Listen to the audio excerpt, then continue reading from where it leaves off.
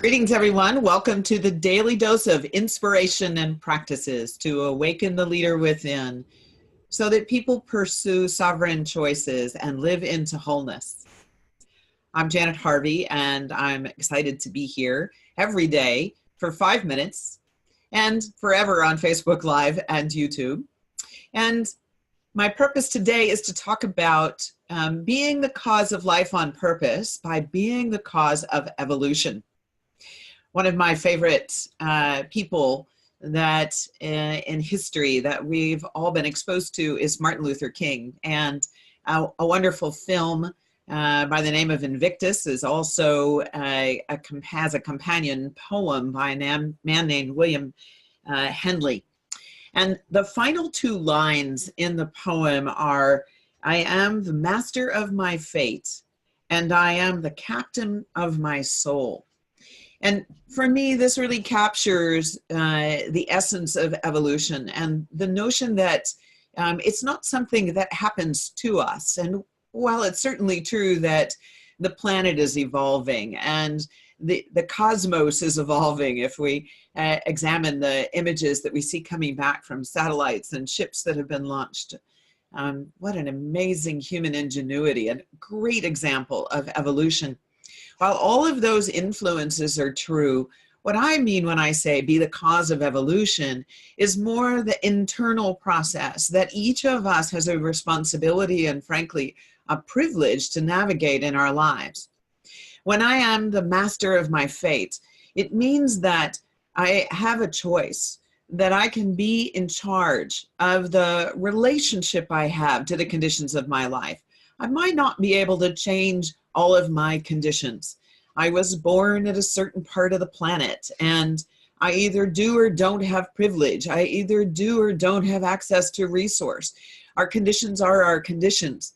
But what I can do in any given moment is to remember the miracle it is to even be alive, to have incarnated in a body, and to be moving around on the planet, and to be part of some cultural society, and to begin to examine the gratitude it feels for being alive. And what happens when I'm being the cause of my own evolution is I start to have a very different attitude or mindset about the choices that I make day to day.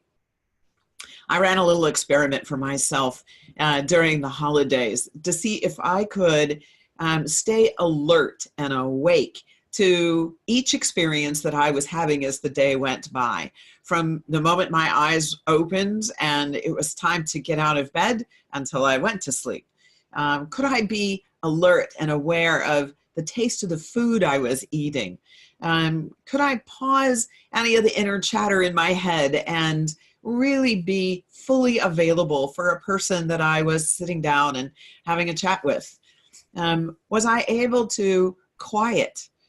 Yes, in this day and age, it's pretty challenging when there's so many things pulling for our attention. It's becoming a really important muscle in my own evolution to value stillness, quiet, no movement that is required other than to stay still. And the things that can emerge in that stillness. Maybe some of you have enjoyed the pleasure of being out in nature, anywhere on the planet, in the water, up in the mountains, in a forest, walking on a desert, and allowed yourself to stand still in that place in nature. And if you stay still for 60 seconds, sometimes it takes 120 seconds, you begin to see there are many things moving around you.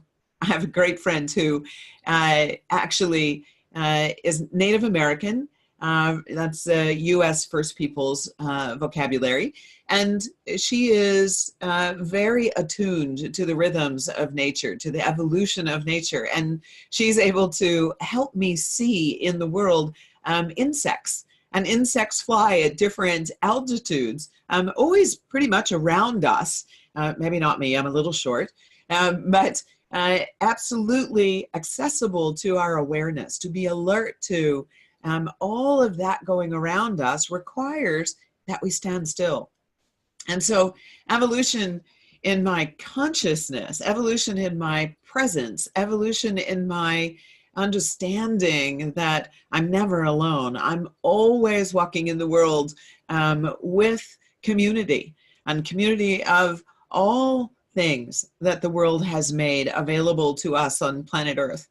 These are revelations. These are perspectives that help put what often feels like perhaps a burden or a sense of responsibility that sometimes can feel heavy, to put it in perspective, to put it in context.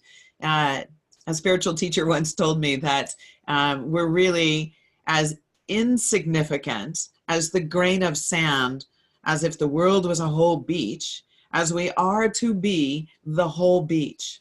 So yes, that's an esoteric idea, but pause for a moment and ask yourself, if I truly adopted that belief, if I had that world view that I'm both significant and insignificant, would it allow me to have a little bit of distance from the things that make me or cause me to feel like I have to be in charge and in control in order to feel a sense of safety and security? I think that being the cause of my own internal evolution has given me the opportunity to realize, you know what? I'm really not in charge of anything other than how I am relating to what is going on in my life. And of course, for me, this is the definition of sovereign, breaking that word down, meaning self-ruling, self-reigning, if you will.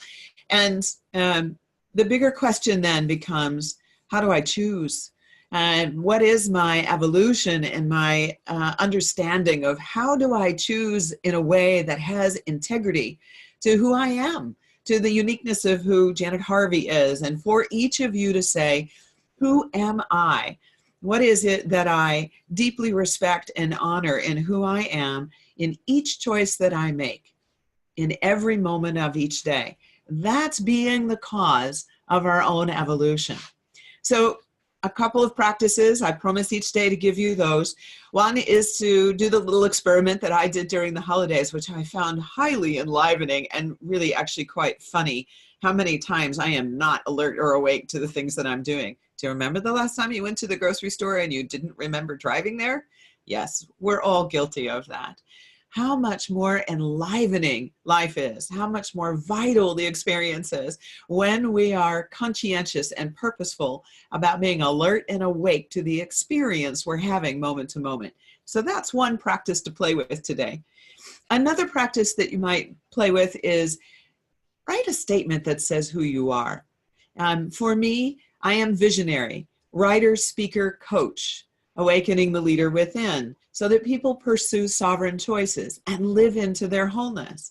I know that in my bones is who I am. And what are the values associated with that? For me, that's about generosity and joy and freedom and vitality. Now, when I keep those values really clear, yes, sometimes I have them on a card because I can get busy too and forget. But if I keep those really clear and front and center, when I'm faced with decisions that I need to make, hundreds of them through a day, I can pause and ask myself, what is the most respectful decision here, given that what I'm going for is joy and generosity and freedom and vitality?